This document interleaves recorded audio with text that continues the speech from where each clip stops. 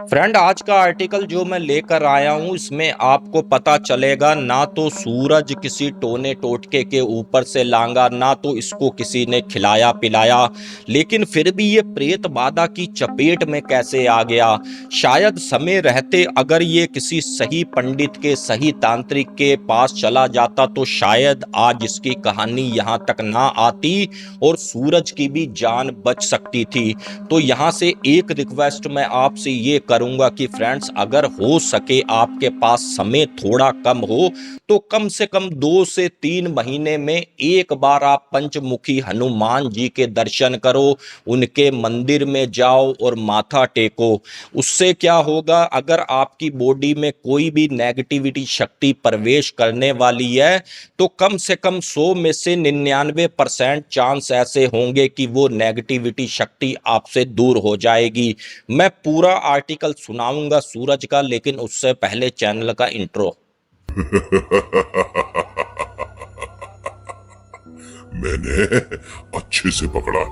आप सबको मेरी नमस्ते। मेरा नाम है अजय और मैं इस चैनल में आपको सुनाता हूं कहानियां। कभी तीसरी शक्ति के प्रकोप के बारे में बताता हूं तो कभी देव के चमत्कार किस्से सुनाता हूं। आज का आर्टिकल हमारे पास आया है मेरठ से लगभग 20 किलोमीटर की दूरी पर गांव था सूरज का। सूरज के परिवार की बात करें तो टोटल 5 लोग, सूरज की छोटी बहन और एक सूरज का बड़ा भाई। और सूरज के पिताजी का काम क्या था, थोड़ी सी उनकी वहां पर खेती की जमीन, कभी उसमें सब्जी बोली तो कभी उसमें फसल बोली। साथ में जो उसका बड़ा भाई था वो भी अपने पिता की हेल्प करता था। और सूरज के बड़े भाई की भी एक बाइक की दुकान थी। खाली समय में भाई किसी की गाड़ी आ गई तो उसको रिपेयर कर दिया। अब यहाँ पर होता क्या है, जैसे ही सूरज अपना होश संभाला तो उसने बस एक ही सपना देखा कि मैं जब भी बड़ा हो जाऊंगा मैं तो ट्रक ड्राइवर बनूंगा।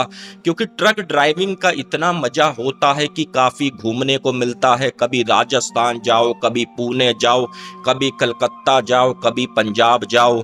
तो मुझे यही लाइफ काफी ज्यादा पसंद है। मैं तो बड़ा होकर ट्रक ड्राइवर बनूंगा। तो ये सूरज का कहीं ना कहीं सपना था। अब ये जैसे ही 17 से 18 साल का हुआ है तो अपने पिताजी से काफी ज्यादा जिद करनी इसने शुरू कर दी कि पापा मुझे भी किसी ट्रक पर लगवा दो जिससे मैं भी ट्रक चलाना सीख जाऊं। जब इसके पिता ने देखा कि हमारा लड़का काफी ज्यादा तंग कर रहा है तो इनके पिताजी के कुछ एक जानकार थे जो मेरठ की ट्रांसपोर्ट नगर में ड्राइवर वगैरह को ये जानते थे। इनके पिताजी ने बात करी कि उनसे कि ऐसे ऐसे हमारा लड़का जिद कर रहा है। तो उन ड्राइवरों ने कहा कोई बात नहीं भाई, तुम्हारा लड़का हमारा लड़का, ऐसा करो तुम कल से हमारे पास भेज दो। अब सूरज जैसे ही अगले दिन गया, उस्ताद जी नमस्ते, उनके पांव छुए अच्छे से और उनको भी सूरज काफी ज्यादा पसंद आया। और सूरज ने लगभग 1 साल उस्ताद जी के साथ अपना समय काटा। और उस्ताद जी ने भी काफी उसको ट्रेंड कर दिया कि भाई अब तू कहीं भी जा, कहीं भी गाड़ी चला, कोई टेंशन की बात नहीं। और उन्हीं उस्ताद जी ने उसकी इतनी मदद करी कि उसी ट्रांसपोर्ट नगर से एक दूसरी कंपनी मालिक के ट्रक भी इसको दिलवा दिया। और इसको ट्रक चलाते अभी हफ्ता 10 दिन हुआ था तो यहाँ पर वो कंपनी का मालिक ये कहता है कि बेटा सूरज, हमको एक दूसरी कंपनी का माल मिल रहा है और ये चक्कर भी काफी अच्छा है और तेरे भी 4 पैसे अच्छे बनेंगे। यहाँ पर सूरज कहता है कि सर मैं समझा नहीं, कैसे कैसे मुझे चक्कर मारने पड़ेंगे। तो उनका ये कहना था कि तुम्हें यहाँ से सीधा राजस्थान जाना है, उसके बाद सीधा तुम्हें यहाँ से पंजाब जाना है, उसके बाद सीधा तुम्हें जम्मू जाना है और लास्ट में तुम्हें देहरादून आना है। उनकी 4 जगह कंपनियां हैं। तो देहरादून आने के बाद ठीक तुम यहाँ पर वापस आ जाओगे, कोई टेंशन की बात तो नहीं है और 4 पैसे तुम्हें भी अच्छे मिलेंगे। अगर कोई तुम्हारा साथी ड्राइवर है तुम उसको भी अपने साथ रख लो, मैं 2 पैसे उसको भी बढ़ा कर दे दूंगा।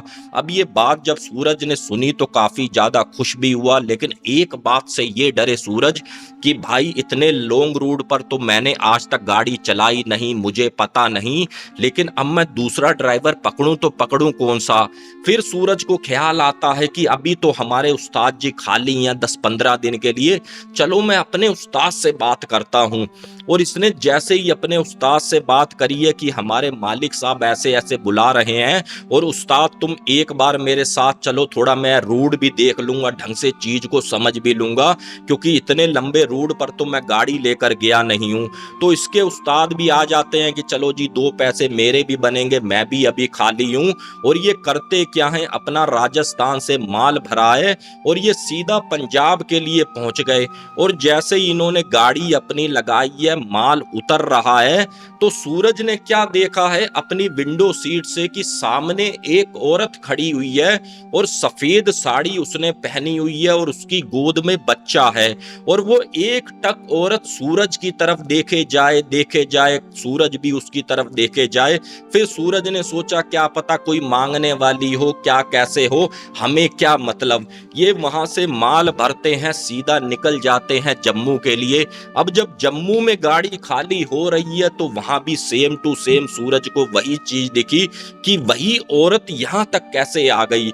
अब फिर सूरज ने अपने मन को समझाया कि भाई हमको क्या लेना देना, छोड़ो ना यार इन सब बातों में।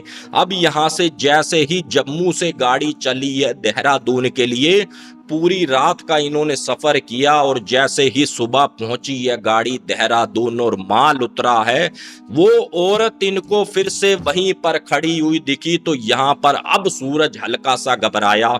सूरज ने अपने उस्ताद को भी बताना चाहा तो उस्ताद ने ये कहा कि बेटा पूरी रात मैंने गाड़ी चलाई है, कोई भी बात है हम बाद में करेंगे, पहले घंटा 2 घंटा मुझे सो लेने दे। अब यहाँ पर सूरज ने भी ज्यादा डिस्टर्ब नहीं किया, अपने उस्ताद को कहा कि चलो सोने देते हैं। लेकिन जैसे ही भाई ये देहरादून से फिर से चले हैं मेरठ के लिए, तो इनको यहाँ भी करते कराते पहुंचते पहुंचाते लगभग शाम हो चुकी थी। तो यहाँ पर इनके उस्ताद ने ये कहा कि बेटा देख, मैं काफी ज्यादा थक गया हूँ और तूने मुझसे गाड़ी भी काफी चलवा ली है। अब ये रूट तो तेरे को पता है, तू काफी बार आया है मेरठ से देहरादून तक मेरे साथ, ऐसा कर तू यहाँ पर गाड़ी तू चला।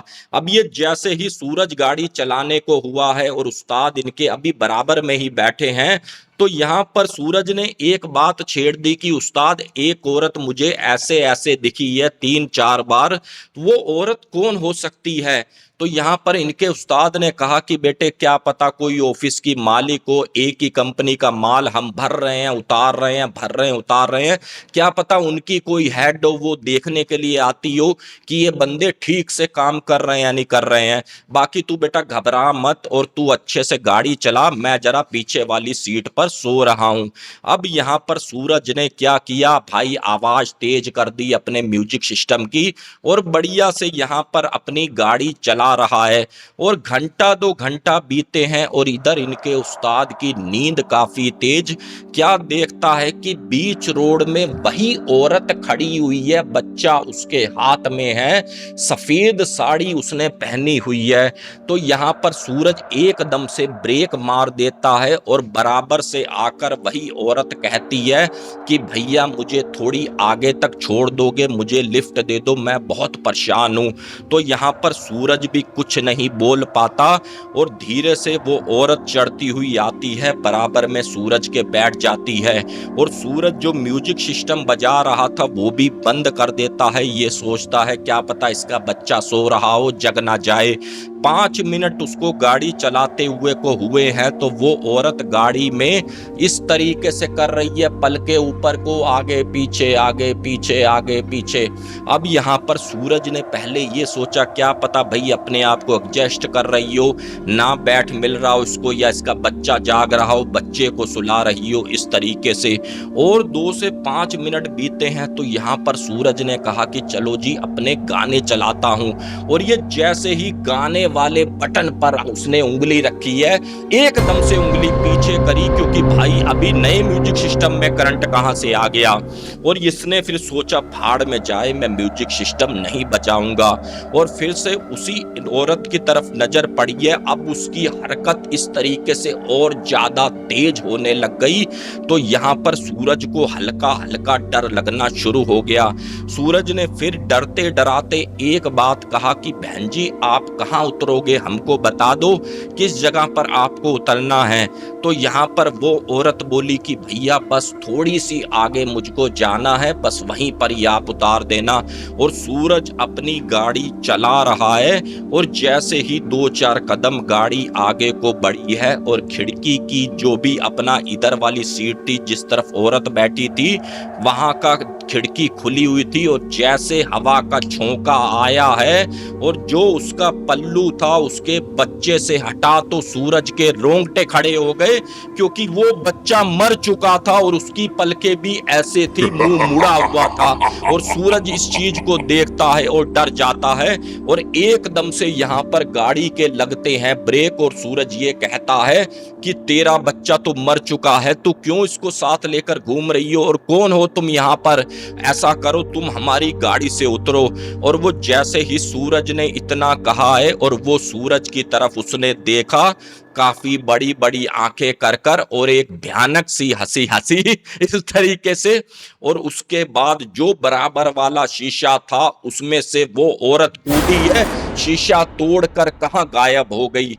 अब इस चीज को जैसे ही सूरज ने देखा है और इधर गाड़ी इसकी हल्की हल्की चल रही थी, इससे बैलेंस नहीं बना, इसने क्या किया बराबर में एक खंबा था, दे मारी अपनी गाड़ी वहीं पर। और जैसे ही गाड़ी ठुकी है तो इनके उस्ताद जी भी उठ गए और सूरज का मुंह ऐसे है। अब उनके उस्ताद जी बोले भाई तू पागल हो गया है क्या, तुझे नींद आ रही थी गाड़ी साइड पे लगा देता, अभी हमारे पास 24 घंटे और थे आराम से पहुंचते, तूने बता गाड़ी ठोक दी। अब ये इनके उस्ताद ने काफी झाड़ा और सूरज इस तरीके से, अब उस्ताद बोले लेकिन इस पर कोई हंसी ना कुछ भी फर्क ना पड़े। अब इनके उस्ताद ने जैसे ही हाथ मारा है कि क्या हो गया तुझे, ये फिर से हंसा इस तरीके से हंसा है तो इनके उस्ताद समझ गए कि मामला कुछ ना कुछ अलग है, इसको कोई ना कोई प्रेत बाधा लग चुकी है और ये बच्चा कहीं ना कहीं डर गया है। इनके उस्ताद ने सूरज को किया है साइड और उस रूट के बारे में काफी ज्यादा इनके उस्ताद वाकिफ थे, कम से कम 20 साल कंटिन्यू देहरादून से मेरठ इन्होंने गाड़ी चलाई थी। जैसे ही थोड़ी सी आगे पहुंचे हैं और इधर लगभग लगभग सुबह के 4-5 बज चुके थे तो एक मंदिर इनको दिखा है भगवान शंकर का और जस्ट पीछे उसके पुजारी जी भी रहते थे। अब वो जैसे ही उतर कर गए हैं उस्ताद जी और मंदिर के पुजारी को बुलाया है और सारी बात बताई है कि ऐसे ऐसे प्रेत बाधा हमारे चेले के साथ होली। तो यहाँ पर पुजारी ये बोला कि अगर कोई ऐसी दिक्कत हो गई है तो उस बच्चे को उतार कर मंदिर लाओ, मैं यहाँ से उसका झाड़ा लगा देता हूँ। लेकिन यहाँ पर सूरज उस गाड़ी से उतरे ही ना, किसी तरीके से 2-4 लोगों की मदद ली गई और सूरज को नीचे उतारा गया। उतारने के बाद इसका झाड़ा किया गया और जो भगवान शंकर का शिवलिंग था कुछ वहां का जल पिलाया गया, जिससे कुछ समय के लिए सूरज यहाँ पर हो गया नॉर्मल। और ये जैसे ही भाई मेरठ पहुंचे हैं तो उस्ताद जी ने इसको अपने फोन कर करा के इनके परिवार को बुलाया तो इनका परिवार लेकर गया घर। अब यहाँ पर होता क्या है, इनके परिवार ने भी कोई कोना ऐसा नहीं छोड़ा, मेहंदीपुर बालाजी भी चक्कर मार आए, मेरठ के कालका मंदिर के पुजारी को भी दिखा लिया।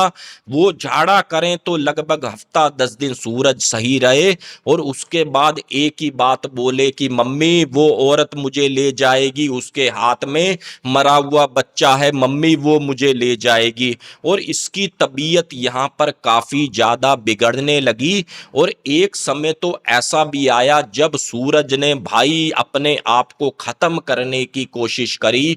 जो इनके इधर एक नदी पड़ती है गंगा नदी, इसने सोचा कि मैं यहाँ से कूद जाऊं, लेकिन सूरज की किस्मत इतनी अच्छी रही कि सूरज को भाई कुछ एक लोग जानकार थे तो वहां से उसको बचाया गया। और यहाँ पर सूरज का काफी इलाज भी करवाया गया लेकिन सूरज सही होने पर ना आए और सूरज के परिवार ने भी यही सोच लिया कि लगता है कि हमारे लड़के का मानसिक संतुलन कहीं ना कहीं बिगड़ गया।